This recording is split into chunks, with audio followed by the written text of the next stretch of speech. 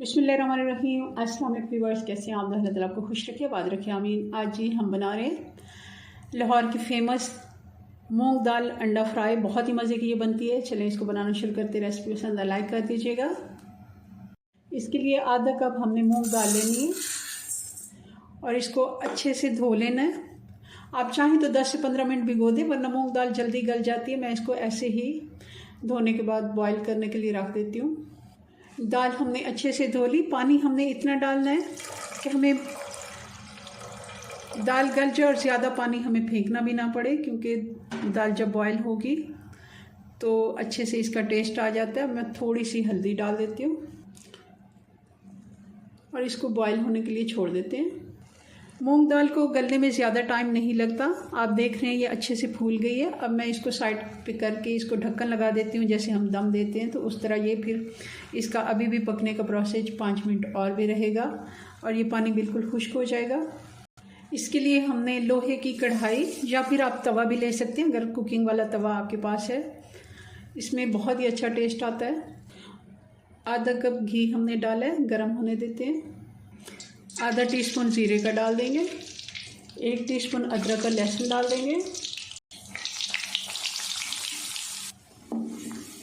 1 से 2 मिनट हम अच्छे से फ्राई होने देंगे। और अब डालेंगे 1 मीडियम साइज़ की बारीक कटी हुई प्याज को भी हमने अच्छे से फ्राई कर लिया। 3 हरी मिर्ची जिनको मैंने बारीक काट लिया है।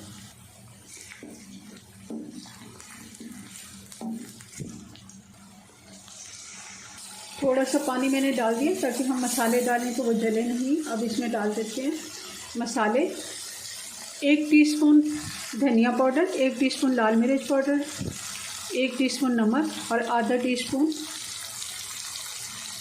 हल्दी पाउडर। ये सारे मसाले हम इसमें डालेंगे।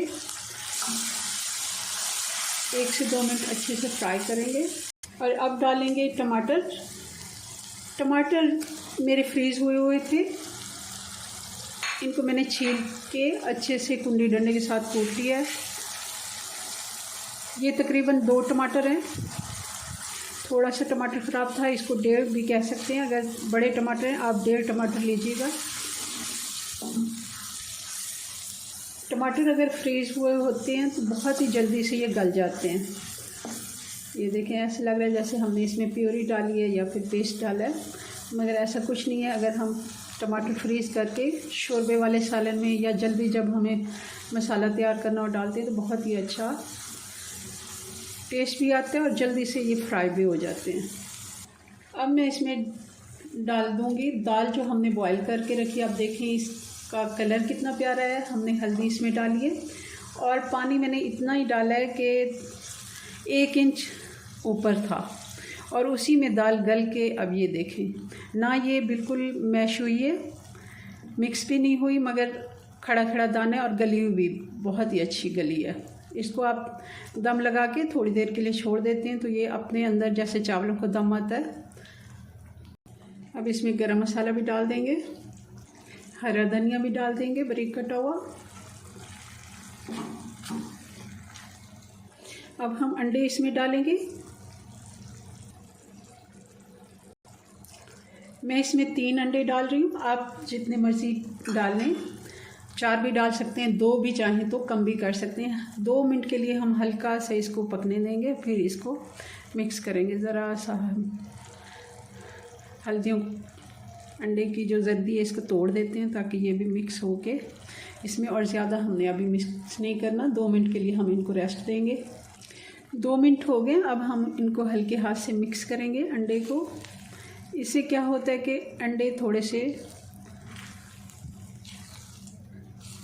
मोटे मोटे इसके चंक्स नज़र आते हैं और बहुत ही अच्छे लगते हैं देखने में भी। हल्का सा मिक्स करने के बाद फिर से मैंने इसको 2 मिनट का रेस्ट दिया है। थोड़ा सा धनिया ऊपर से डाल देते हैं। अब हम अच्छे से इसको एक दफ़ा मिक्स कर लेते हैं और ज़रा सा चूल्हा मैंने तेज़ कर दिया और 2 मिनट के लिए हम अच्छे से इसको चलाते हुए भून लेते हैं ताकि अंडे भी अगर थोड़े से कच्चे रह गए तो वो भी पक जाएं। अब मैं 1 टेबलस्पून इस पर देसी घी डाल रही हूँ। अगर मक्खन है तो ज़रूर आप डालिएगा, बहुत ही अच्छा इससे टेस्ट आ जाता है।